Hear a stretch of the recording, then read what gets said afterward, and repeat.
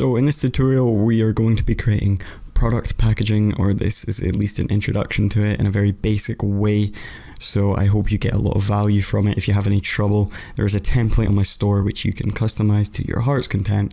And yeah, let's get straight into it. So a few years ago, I actually did make a tutorial on UV mapping, but it's kind of hard to derive any kind of creative purpose out of it if you don't actually have a reason for it.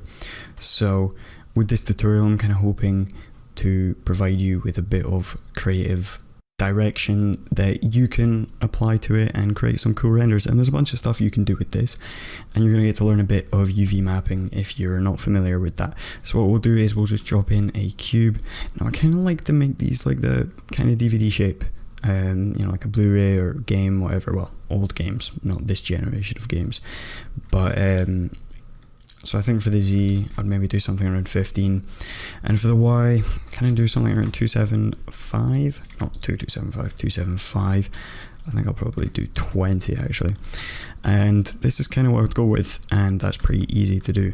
Now, one thing I will say is, if you're planning on beveling the cube, which you probably are, bevel it now, because if you bevel it, I'll do 0.5. If you bevel it later, that's not going to be UV'd, and you're just on the edges, you're going to kind of have little artifacts or parts where the texture's missing, and we don't really want that.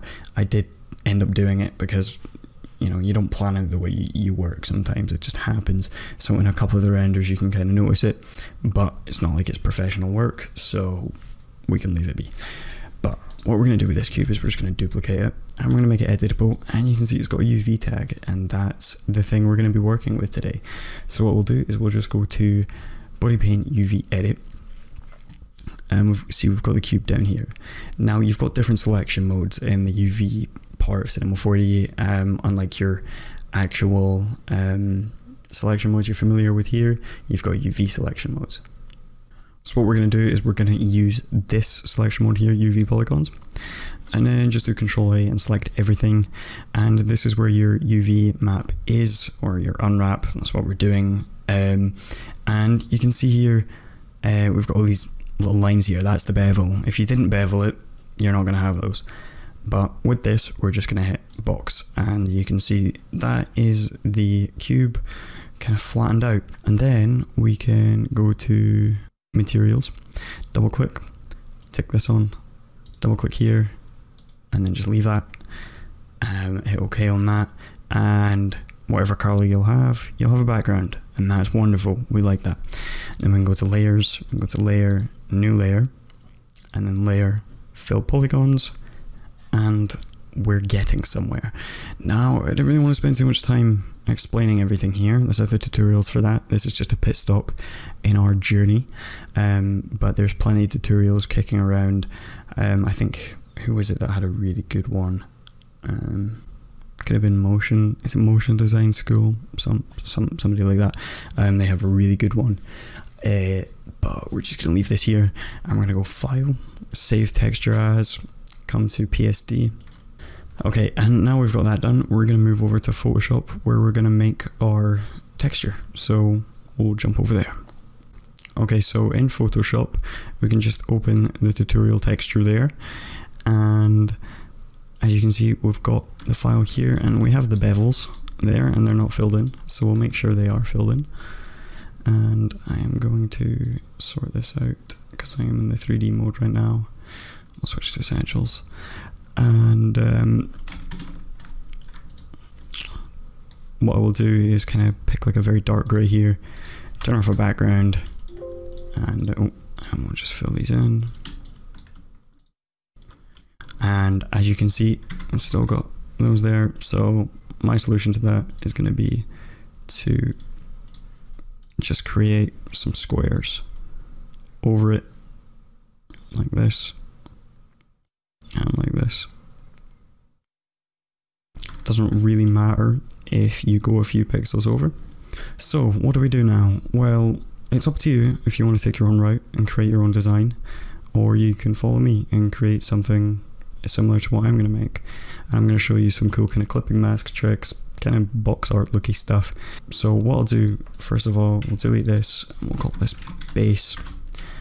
And then I'm going to grab the rectangle tool, and the way we're going to do this is because if you noticed, of course, we've got kind of like a metallic texture, and I'm going to create a mask out of a lot of the shapes that we're going to be using and a lot of the writing, and that's going to allow us to differentiate and create different textures on the box, which gives it a really, really cool vibe. And if you're not familiar with working like that, then this might come in useful. So let's say I'm going to do the gold one that I was going to do before.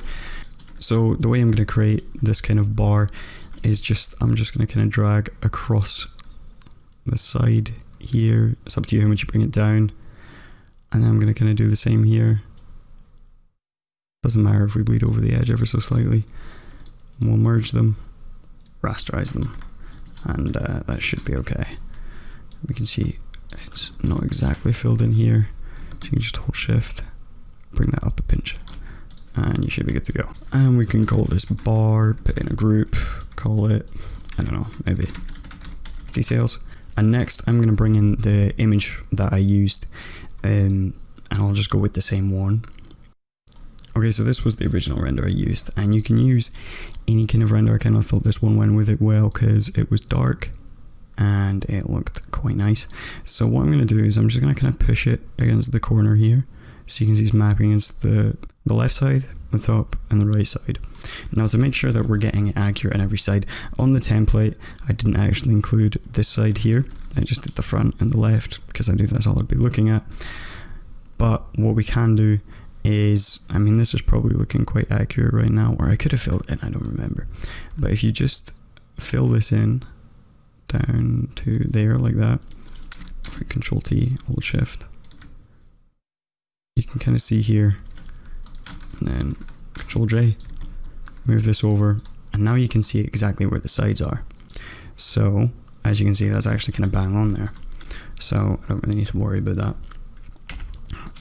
So what I would usually do is just leave that in there like that, and if you hit this little button here, you can create a layer mask. And then if we come up here and grab the gradient tool, and my gradient's already set up, but if you come into basics and kind of get the one that goes to transparent, and then holding shift and dragging down, you can kind of fade it in like this, and it looks pretty snazzy. So that's what I did for that. And what we could call this image, Control G, images. Now, just to let you know, when we export this back into Cinema, if you save it as a PSD and come to Cinema, you're actually going to have all your layers here, and you're going to be able to turn stuff on and off and do all that. For this tutorial, I'm not going to do that because I don't want to complicate it for you. Typically, I would just save it as a PNG and use masks. It is handy to have that there and mess around with it, but I just prefer, I've got a faster workflow in Photoshop than I do in the UV mapping part of Cinema, so I tend to just kind of bounce back in Photoshop with it open, hit save again, and then reload the texture as opposed to changing it in the UV. But what we can do now is just create some text. So I'll use Bebas, I think, and for example, just like I did before, we'll type virtual Jordan, put a space in between that, and we'll go to blending options, color overlay, and just make it that same kind of gold. And then what I'm going to do is spread this out a bunch, maybe 200, in fact I'm going to bring it up a little bit more, maybe 600, 700, yeah, I like that. And then we'll put this in a group, text, and I'm going to duplicate it, call this Jordan front. Sorry if you can hear my keyboard clacking away. We'll call this Jordan side. Just kind of put in like Jordan there, and if you hit this button, it'll make it vertical writing. Control T, and just kind of lining it up ever so slightly like this. We can pop that on the side, and maybe I'm going to make this different actually. I did virtual Jordan for the example and the template, but I'm going to call this one Octane Jordan. And then we can duplicate this again and call it, we'll just put in the layer 1, because if you're familiar with shoes, this is a Jordan 1. And we can like drag this out to the side, knowing that if the side starts just there, we can put that there, make it a little bit smaller, duplicate it, one side, oh, No, do that here. One side. And you know, right now you might be doing your own design. I don't know. But if you're following my design, then cool. I hope you like it. So it took me a while to come up with a design I actually liked on the box. And when I found it, I was very happy. And if you've never used a clipping mask before, then I'm happy to be the one that shows you that. I'll call this text. And now what I'm going to do is put that in a group front. Sorry, I really like to be tidy. Believe me, you will thank yourself for it. We can duplicate the front image, right click and delete layer mask. I'm just going to Control T and scale it down. Bring it up to the side here. And I kind of like to put like a little side part on it. And then if we just grab a ellipse, make sure the fill's not that horrible green. Holding Shift, drag it out, bring it below the image, hold Alt, and create a mask on it.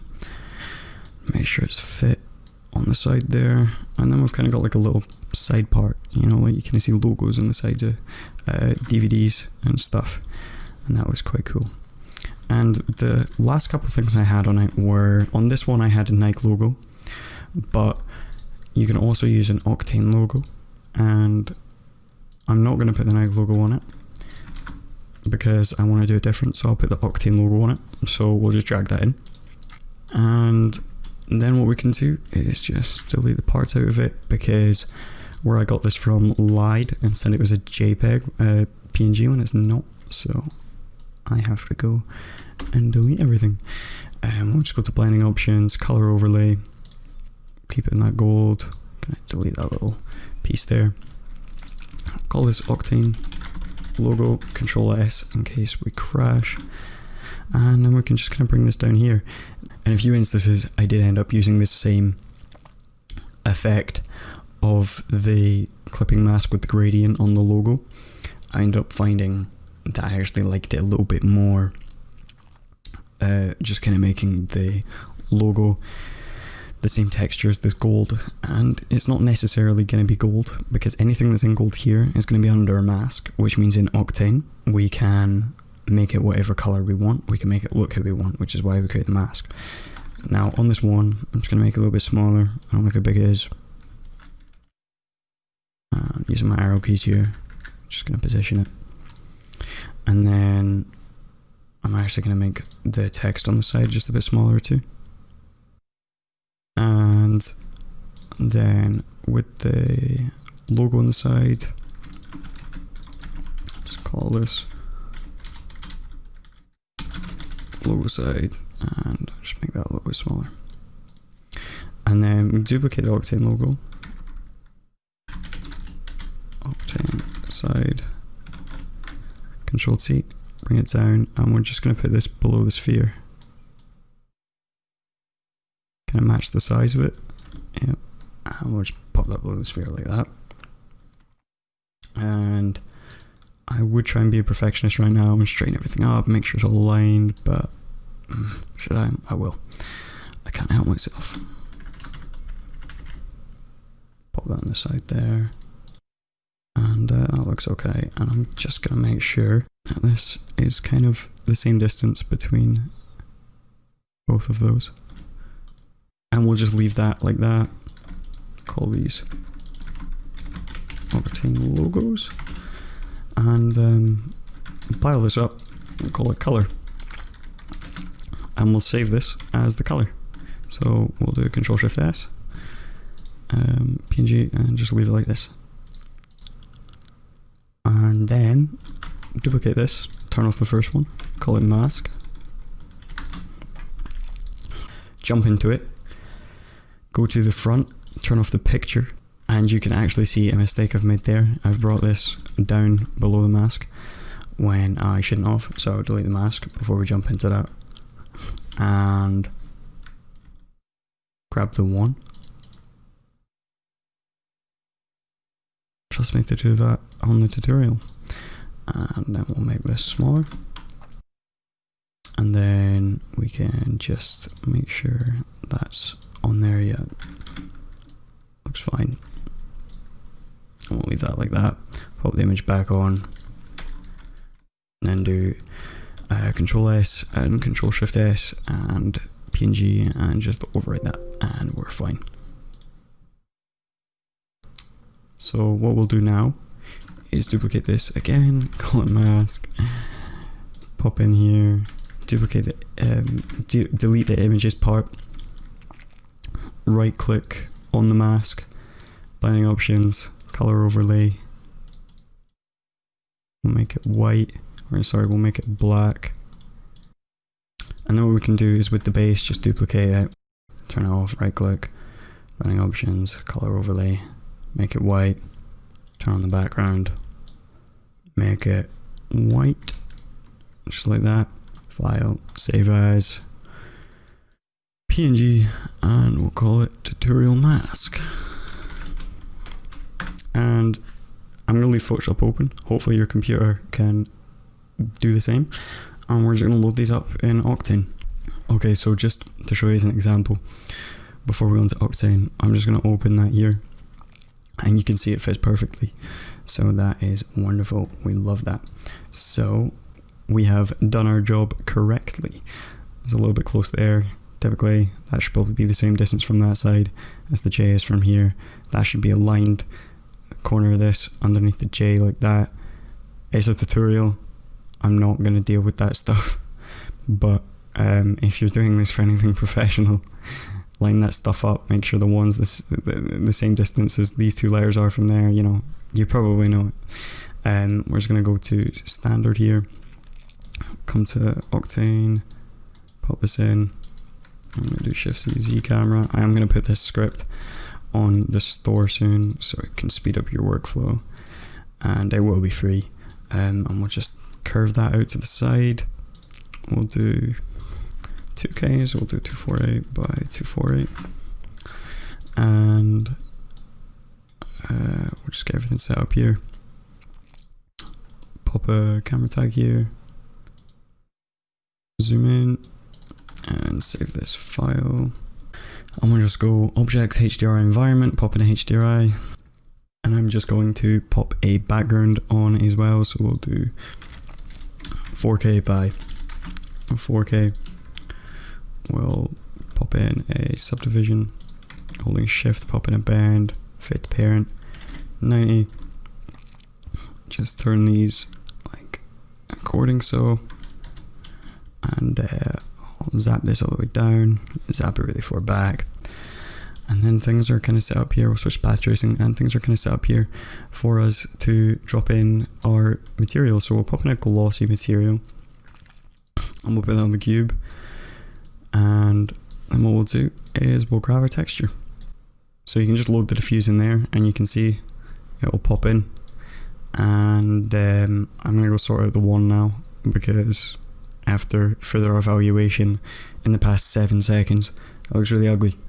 Okay, so I fixed what I didn't like up, and you may have to do that a lot. I ended up doing it maybe 5 or 6 times on each image, just to get everything exactly the way I want. But we're just going to drag in a mix, and we'll duplicate that, make it metallic, pop that in material 2, and we'll pop in an image texture, use the mask, plug it in the amount, plug the mix onto the cube, and you can see something happening. But what we're gonna do is what are we gonna do? Okay, so I'm gonna duplicate this. First of all, we're gonna make this gold, and I'm gonna do that with an RGB spectrum. I'm not going to do it putting in the IOR stuff. One, because I feel that you can get a more artistic aggressive gold like this with the RGB spectrum, and 2, it's time consuming, so we're just going to leave that like that. If we invert this, you can kind of see the effects of the mask, and we're just going to grab this one and plug it in the bump. You can even invert it, you can do what you want. But we're just going to leave it like that for a second, and bring down the power of this, turn it around, make it do a little dance, see how the lighting looks. Okay, cool. Pop out the camera and zoom in here. And you can see right now the bump is making it extrude out. And that looks pretty snazzy, and I like that. If you invert it, it's then gonna, or in fact, it was going in, now it's going out. I prefer it to go in, I think it looks cooler. But when we do this, if you come in, you see these little pixelations. And using the bump doesn't actually affect the lighting. So, what we can do is grab a displacement, come out of the bump. We can dual it with the bump, put the displacement in the displacement channel, pop in the camera, you can see it looks horrible. We can do 0.1, switch to 8K. So now you can see it's going to be a little bit deeper and the lighting's going to be affecting it much more. Then we can dual up and plug the bump in, and it looks very nice. Messing with the roughness is a big thing on this, and I usually like to keep it around here. But now this is all set up, we're going to get some lights in here. Before we do that, we're going to put in our background. So we'll pop in a glossy material, we'll make it a dark grey, pop it in there, and for now we'll put the roughness up. And maybe zoom out here, and we'll do F2, perspective NB. We'll pop in our first light, so we'll grab an area light, we'll put in a fall off map, switch it to 90 degrees, and this will be our key light. And we'll just kind of pile this on the front quite aggressively. That reminds me, just here, come into your glossy, bump up the roughness a bit. And we can kind of move it away, make it a bit bigger, make it do a little dance. See what looks good. I'm going to turn this more. Looks nice, doesn't it? Oof. And then I'm going to duplicate this, bring it around the side, make it do a little dance, make it smaller. Just kind of get it highlighting up the side there. And then I'm going to duplicate it again. Going to zero out the rotations, zero out these, make it do a 90 degree dance, bring it above, and you dancer, it looks good. Getting the top light to look good, a bit trickier than the other two. I do suggest bringing this down quite a bit. Maybe the fill too. Is that the fill? No, that's the fill. And with the key light, you're gonna want to do a couple of things with it. Could maybe leave it like that.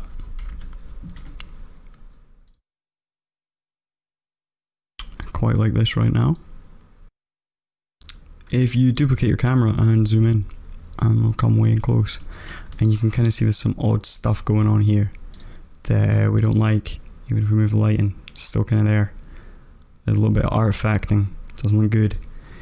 That's why we use the displacement, because the bump's doing that. The bump is significantly lower quality than the displacement. So if I come all the way in here, you can see if I then add the bump in, it gets way worse. It's still there a little bit. You can't really, I think adding a little bit of a Gaussian blur, which there is a setting for here on the displacement, I think does generally help, and you'll see a lot of displacement maps will have that, but it's not going to make a huge difference. It's kind of something you've got to live with. I'm not sure how much mid-levels help. Getting rid of the bump and just going full force, as you can see back in this camera, looks much better now. Going full force on the displacement looks much better. In the hair light, you can kind of bring this down quite a bit. You can even turn it off. Nobody likes it. It's a loser. What we'll do now is I'll just load in a LUT, and then I'm just going to put in quite a bit of contrast, but kind of even out the image, and that's kind of how I was working in them. Add in a little bit of post. The render's pretty much done, you know. It's looking pretty good at this point. Messing with the HDRI, if you're using a Studio One, is a good idea to get some of your reflections. As you can see, this is going to take like a rose gold look right now, which isn't what I wanted gold. It looks pretty cool though. Next up though, what we'll do is to get a bit of texture in, add a bit of realism. bring down your roughness, pop in a noise, pop in these, do it after, plug it in the bump, like I said, do it after, and it looks like an ocean, how weird.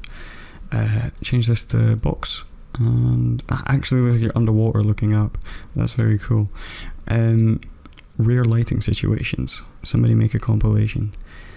Bring this down quite a bit, and maybe mess with these, and you're now getting texture. Feels like you can touch it. Bring up the roughness a little bit, and in fact, just before I come out of that, Control C, come into your background texture, Control V, plug it into the bump, and we'll pop down our roughness a little bit, and now you're getting the same effect on the background. Make it a little bit bigger for the background, because the background is bigger, and it looks pretty cool if you ask me. Now there's one more thing I want to show you, and what we can do, group up these, do Alt G, call it single.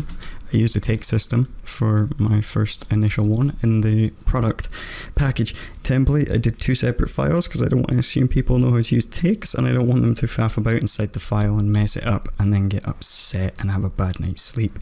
So what are we doing? Well, I'm duplicating it, and we can remove that camera, and then we can go to MoGraph and hold Alt, grab a cloner, zero out your location, go to cloner and make it a honeycomb array, and then move it 90 degrees, and we'll just press F2 here, and I just want to line this up just like that. Oh, I keep doing that at the minute and I hate it. And then we're just going to do -90 here, zoom out a whole bunch, maybe come up a bit, and bring these in closer together, bring them down, make them go further apart, and that looks pretty cool, right? I like it. I am going to make the floor texture smaller now though, because that looks too big. And look, you don't need the highest quality textures in the world. One thing to note, procedural textures are always going to be the highest quality you can get. So, adding texture to the floor there and to the box through a procedural method is a lot smarter than using a texture. I messed around with some leather textures, I messed around with a whole bunch. If you're making a leather box, do that. But if you just want to add the feeling of being able to touch it, which is what textures are for, then use noise, because on the floor and on the box we now have a much more realistic look. And deep down I feel like it just looks like grain on the image, but we're not going to talk about that. You can kind of just create a bunch of camera angles. You know, this looks really professional right now. You can mess with your lighting, move it around. You're now getting into the exact camera angles I was using. Come down like this. Looks like something straight out of your Behance For You page. It's honestly magnificent stuff, and I think we're just getting to the edge of the light there. I'm just going to make all the lights same sampling rate. We'll pop in a little bit of depth of field, and it looks very good. Can maybe come in above here on the -90. Zoom way in. Maybe find a different one. Don't like him. Maybe find a different, yeah, he's nice. We could just get close in on the logos.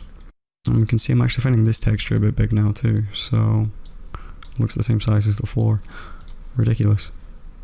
Make it way smaller. And yeah, it really feels like I can touch it. Come back out to that first camera. Second one. Yeah. I think adding in the white on top is a little more smart for this camera angle. But that's pretty much it. In the past 53 minutes, that's it unedited. hopefully shorter. You've learned how to make product boxes, and you can now sell anything you want for the rest of your life and make a lot of money. So I hope this tutorials came in useful, and I think it's one that's kind of, when you look for product packaging, you don't see simple box unwrap, make a cool texture, light it, it's done. You see these people doing this whole professional method of making the cards and folding them up and writing espresso things, and at the end of the day the render is going to look the same whether you do that or not. So unless L'Oreal Paris are paying you 15 grand to do that, don't do it, and just make cool looking renders. And thanks for watching this. Check out my Selfie store, my assets, check out these product packaging template if you had any trouble, and it's all unwrapped, it's cool stuff. Check out the rest of my assets. I've made a bunch of these for all the assets, so you can kind of see different, if you want to go look at the store just to see the kind of different types of boxes that you can make, then go do that. And thanks for watching, and I'll see you very soon for another tutorial, something to do with this Jordan, very soon. Goodbye.